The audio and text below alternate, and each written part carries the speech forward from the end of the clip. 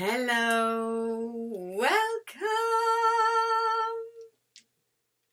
Bit of singing for you there, beautiful song. How are you? Welcome, welcome, welcome to the next step in your future, to learning wholeheartedly about yourself and to your own remembering and your own awareness of your own thinking. It's when we become aware of our own thoughts. From that place, we can then choose. Until you're aware of your thinking, we can't choose from a place of unawareness. We need to first be aware of what we're habitually doing, then we can give it the space to choose. So welcome to an elevated life, an elevated understanding of the universe and therefore your future. Welcome to that. Open the doors wide open to that. How intensely powerful is that? Woo! I'm sitting here with my Nagaland beads. I've never been to Nagaland, India. But these are Nagaland beads, so I call the spirit of the beads Nagaland.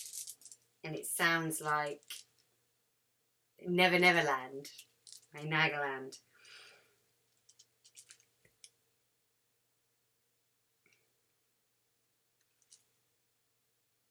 And I hope you feel that power within you.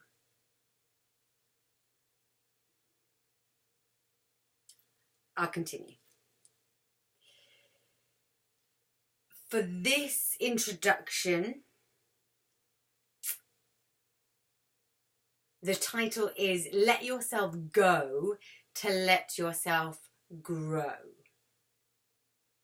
And by that, I invite you to, for the purpose of this course, the next 12 weeks, because we've got 12 weeks of homework, if you're doing all 3 modules,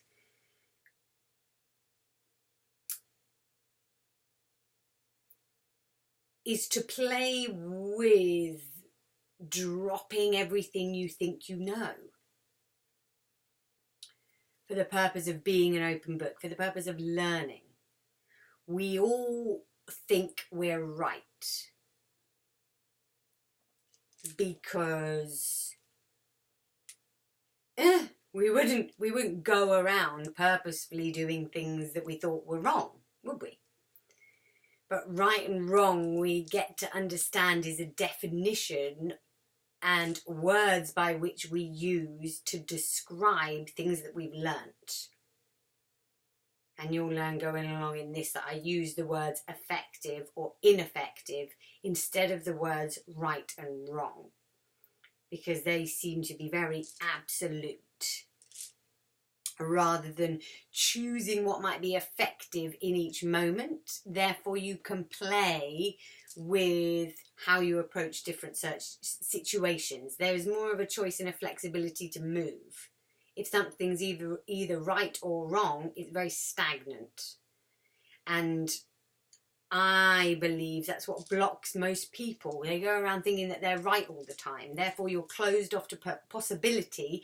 If your way is right, therefore there's no other way. There's no other point in thinking about anything else. This is what I've been taught, therefore this is right. Boom, no, close. And it's like one of those horses walking along with blinkered things on their eyes. You can only see what's right in front of you. There's the other rest of the world out there. If you're interested in opening up they call it the Shamans View. If you have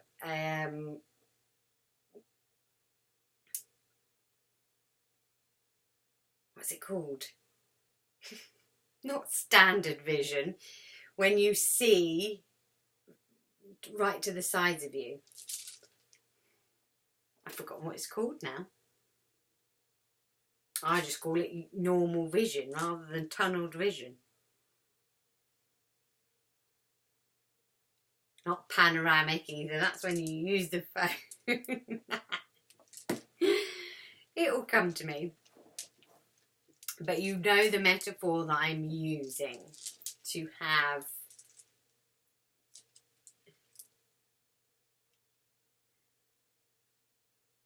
I'm going to use panoramic, to have panoramic vision. To be able to have soft eyes and to have a heightened awareness to seeing everything move rather than what's just in front of you, you can see. And you will find if you soften your gaze, if you do that now, heighten your gaze to see further to the sides of you, it actually calms your mind. It will slow your thinking, give you time, give you perspective. The shamanesses' eagle eye perspective is to almost see behind them. But when you soften your gaze to take in more of your surroundings, more of your perspective, for me, the mind chatter slows as well. Give it a go for yourself. Soften your eyes. Become aware of your entire gaze and your surroundings. And you'll find your awareness is heightened, your mind slows, your mind chatter downs. Your mind chatter downs. Your mind chatter slows down. Great practice for before meditation. Soften the eyes and give an eagle eye shamaness perspective.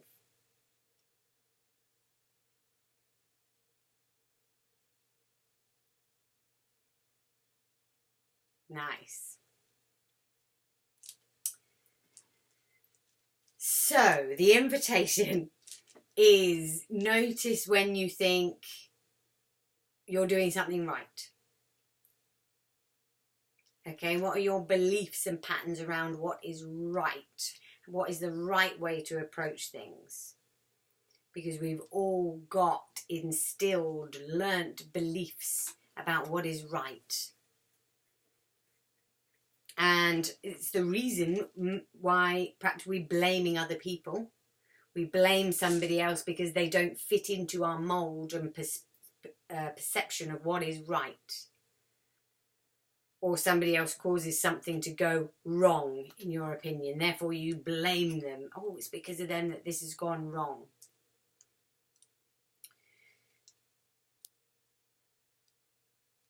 So I'm starting to offer up this, breaking that wall down on this whole idea of right and wrong.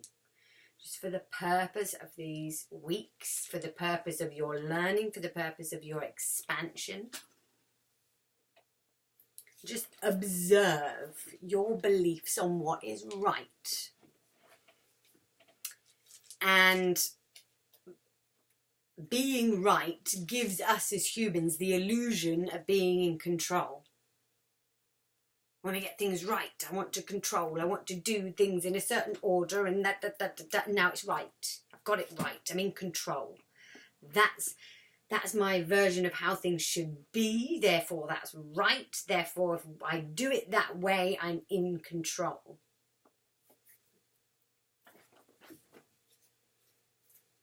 And my offering to you is to think about what happens if you don't know. How do you feel about not knowing? I think most people, in some point or other, in some respect or other, would have a fear of I don't know. People that are afraid of other people, it's because, well, I don't know what they're going to do. I don't know what they're going to say. I don't know how they're going to behave. People that are afraid of animals, I don't know what it's going to do. Is that fear of not knowing. We all want answers. Quite a lot of spiritual people want to see a psychic. They want to know what's going to happen in their future. I need to know this. I need to know what food to eat. I need to know what's good for me. I need to know what's bad for me. I need to know.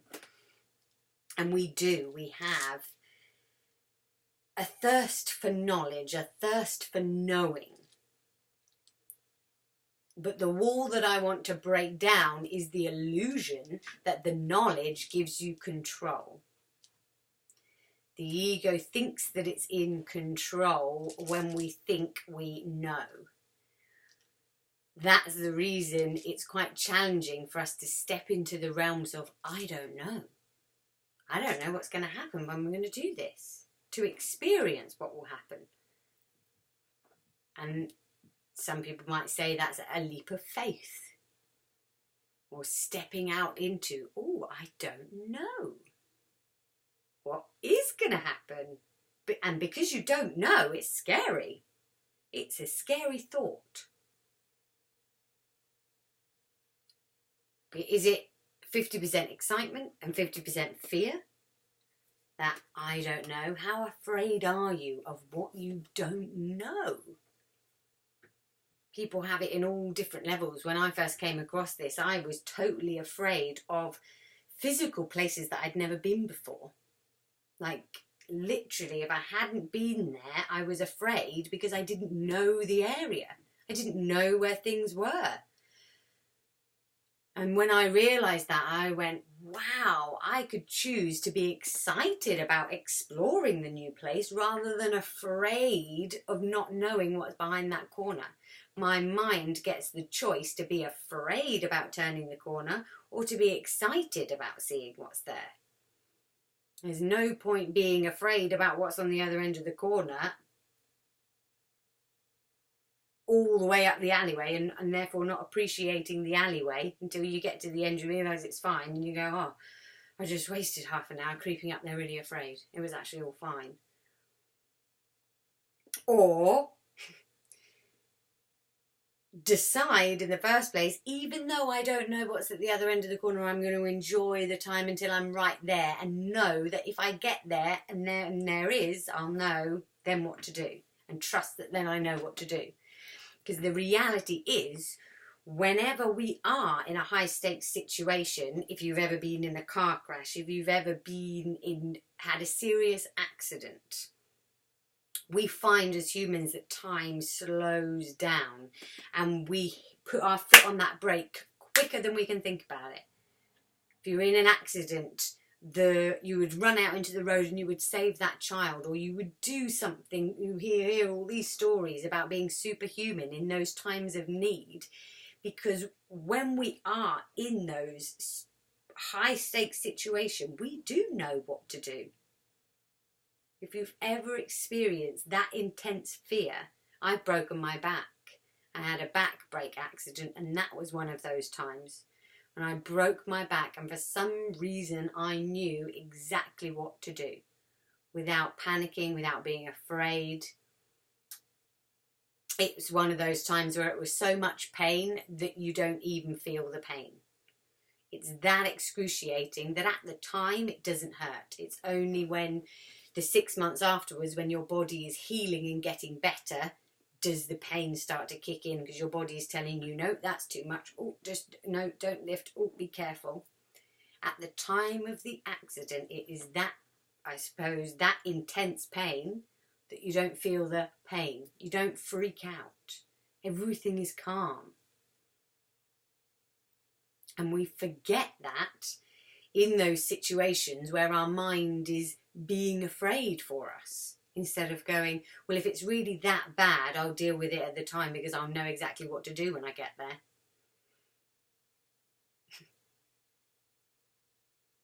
It's that prior choice and understanding.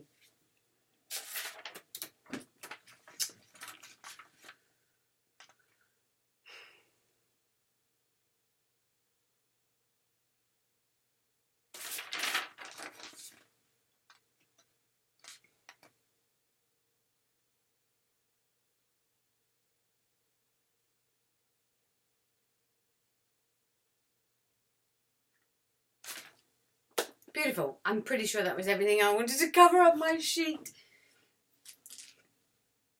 So yes, enjoy. Send me any messages if you are unsure of any homework or confused or whatever.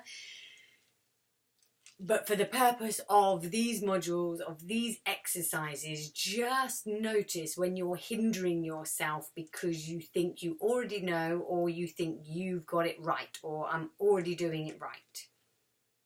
Drop everything, move into a place of, I don't know. Even though it scares you, we're going to go into the realms of, I don't know. I don't know, I don't know, I don't know. Leave yourself as an open book for learning. Take everything on board. Find what resonates with you. Get to know yourself. Get to know your habitual thinking. Be your own observer of your own thoughts. And we go through lots and lots of techniques to help you do that. Help you create the life that you want. You are a creator. All human beings are creators. We have a mind, body and spirit. And it is a choice to drop the thinking, to have a shaman's perspective. Slow down. Have less thought. So that we can choose.